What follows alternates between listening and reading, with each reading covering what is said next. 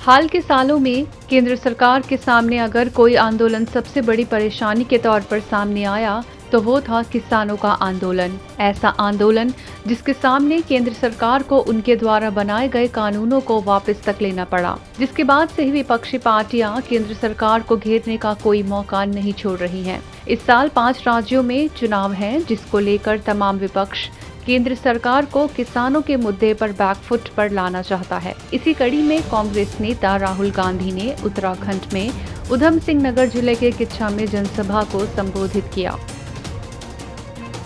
राहुल गांधी ने शनिवार को प्रधानमंत्री नरेंद्र मोदी पर एक के बाद एक कई आरोप लगाए। राहुल गांधी ने कहा कि भारत जैसी असमानता किसी और देश में नहीं है। वहीं उन्होंने कहा कि यूपीए की सरकार के समय में भारत में प्रधानमंत्री होता था, जबकि आज के हिंदुस्तान में प्रधानमंत्री की जगह सिर्फ एक राजा है। उस समय के हिंदुस्तान में प्रधानमंत्री था, आज के हिंदुस्तान में राजा है। प्रधानमंत्री सुनता है, प्रधानमंत्री के दरवाजे किसानों के लिए, मजदूरों के लिए, छोटे व्यापारियों के लिए खुले होते हैं, बातचीत करता है और अपने लोगों से यह भी कह सकता है, नहीं मैं मानता नहीं तुम्हारी बात, गलत बोल रहे हो। मगर जब लोग सही बात कहते हैं तो फिर प्रधानमंत्री कहता है सही बात बोल रहे हो। और अगर प्रधानमंत्री सबके लिए नहीं काम करता है तो वो प्रधानमंत्री नहीं हो सकता है। आज नरेंद्र मोदी जी प्रधानमंत्री नहीं हैं। वहीं राहुल ने पीएम मोदी पर हमला करते हुए सीबीआई और ईडी जैसी केंद्रीय एजेंसियों का गलत इस्तेमाल करने का आरोप लगा दिया। ये किसान हैं, ये मजदूर हैं, मैं राजा हूं, राजा किसान और मजदूर से बात नहीं करता है। सच्चाई है हिंदुस्तान की।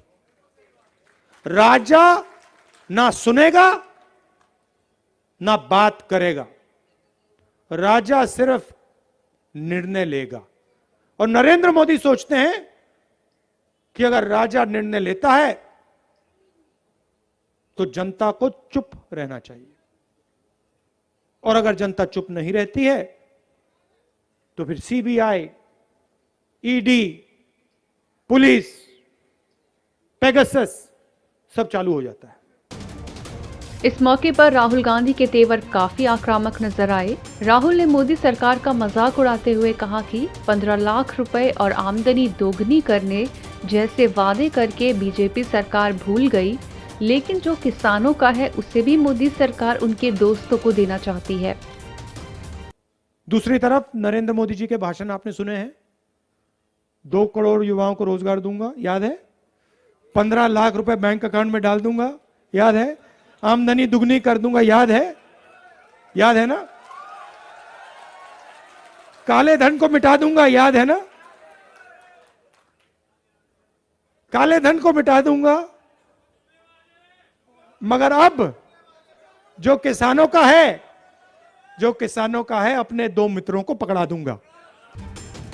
किसान आंदोलन और पेगासस जैसे मामलों के आने के बाद कांग्रेस केंद्र सरकार पर काफी हमलावर है।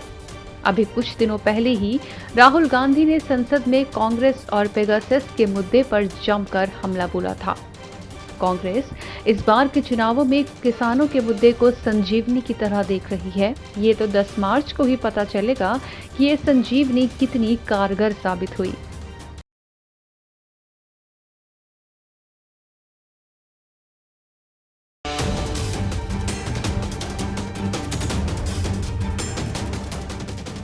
उत्तर प्रदेश में चुनावी काउंटडाउन के बीच सियासी पारा लगातार हाई हो रहा है। जनसभाओं, रोड शो और डोर टू डोर कैंपेन से नेता जनता को लुभाने की भरपूर कोशिशें कर रहे हैं। इसके साथ ही अपने राजनीतिक विरोधियों पर भी सियासी हमले करने से नेता पीछे नहीं हट रहे हैं। इसी कड़ी में शनिवार को गोरखपुर में सियासी तापमान हाई नोट दिया गया, जब गोरखपुर से नामांकन भरने के अगले दिन ही सीएम योगी ने शहर की रामनगर कॉलोनी में घर घर जाकर प्रचार किया। इस दौरान मुख्यमंत्री ने मोहदीपुर में गोपाल मंदिर में पूजा अर्चना की और गुरुद्वारा गुरु नानक सत्संग सभा में भी मत्था टेका।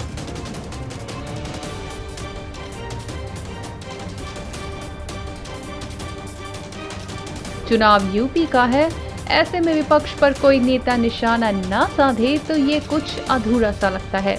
इसी डोर टू डोर कैंपेन के दौरान सीएम योगी ने पिछली सरकारों पर हमला करते हुए कहा कि 2017 से पहले बाहर जाने वाले गोरखपुर के किसी भी निवासी को नीची नजरों से देखते थे, लेकिन बीजेपी सरकार ने यूपी की पूरी धारणा बदल के रख दी है। 2017 के पहले उत्तर प्रदेश का कोई भी व्यक्ति जब बाहर जाता था, गोरखपुर का कोई भी व्यक्ति कहीं बाहर जाता था, उसको बहुत ही दृष्टि से देखा जाता था। एक जो पहचान कुछ लोगों ने गोरखपुर की या उत्तर प्रदेश की बना दी थी, हमारा युवा हतोत्साहित होता था। आने वाली पीढ़ी के लिए कुछ भी नया नहीं करने की स्थिति में नहीं था। लेकिन आज मैं कह सकता हूं कि 5 वर्ष का प्रधानमंत्री मोदी जी के मार्गदर्शन में भारतीय जनता पार्टी सरकार का कार्यकाल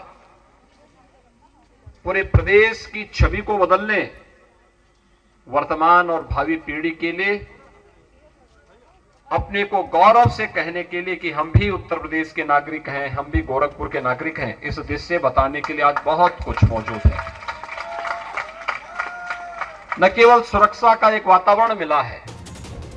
वहीं सीएम योगी ने पिछली सरकारों को घेरते हुए पिछली सरकारों पर 2017 से पहले महिलाओं के सुरक्षित नहीं होने और गुंडाराज की वजह से लोगों के पलायन करने का आरोप लगा दिया।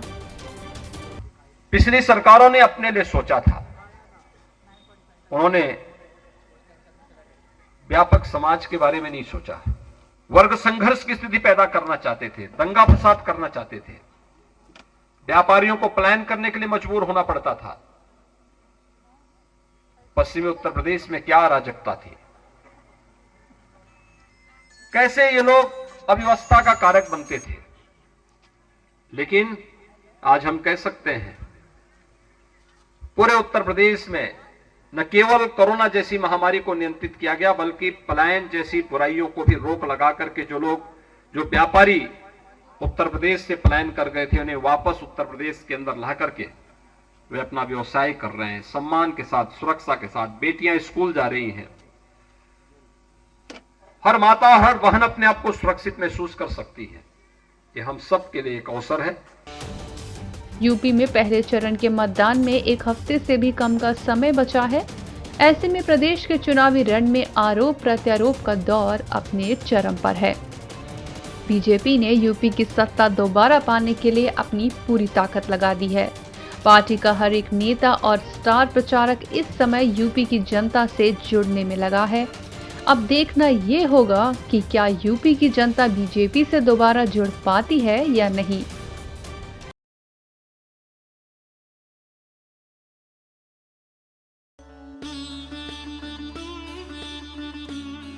हिंदुस्तान का इतिहास सनातनी है। इसे साधु संतों का देश भी कहा जाता है। इस देश में संतों को ईश्वर का दर्जा भी दिया गया है।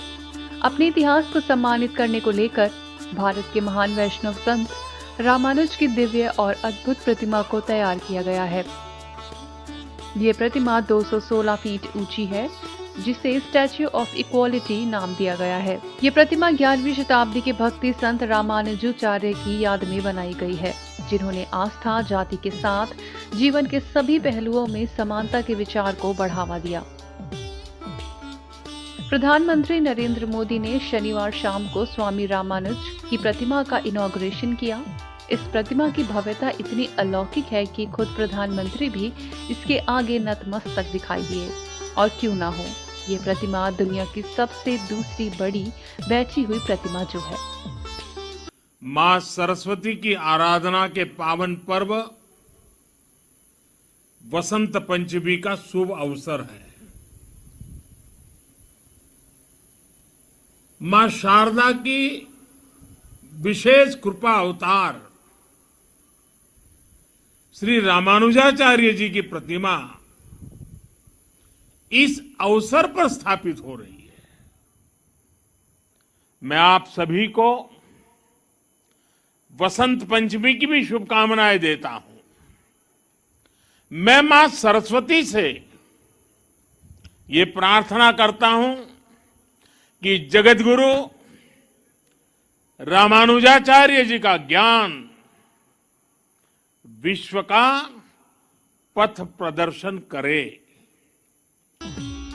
रामानुज एक महान सुधारक थे जिन्होंने 1000 साल पहले मौजूद समाज में कई कुरीतियों को खत्म करने का काम किया।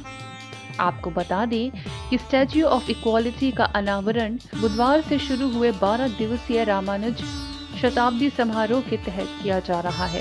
रामानुज की 1000वीं जयंती के मौके पर शुरू हुए इस समारोह के दौरान 14 फरवरी तक हर दिन एक महायज्ञ किया जाएगा। इस प्रतिमा की भव्यता कुछ खास है। रामानुज की मूर्ति के साथ 108 मंदिर बनाए गए हैं जिन पर कारीगरी ऐसी है कि कुछ मिनट को पल के ठहर सी जाती है। साथ ही 120 किलो सोने का इस्तेमाल करते हुए आचार्य की एक छोटी सी मूर्ति भी बनाई गई है। इस प्रोजेक्ट पर 1400 करोड़ रुपए से भी ज्यादा खर्च हुए हैं, जो अयोध्या में 1100 करोड़ की लागत से बन रहे राम मंदिर से भी ज्यादा है। हैदराबाद के बाहरी इलाके शमशाबाद में ये परिसर कई एकड़ में फैला है। इस परिसर में सिर्फ रामानुज की प्रतिमा के साथ दूसरे कई भवन भी मौजूद है। इसके साथ ही आंखों, मन और आत्मा को सुकून पहुंचाने वाली रामानुज की इस प्रतिमा से भारत के आध्यात्मिक गौरव के अध्याय में एक और अहम पन्ना जुड़ गया है।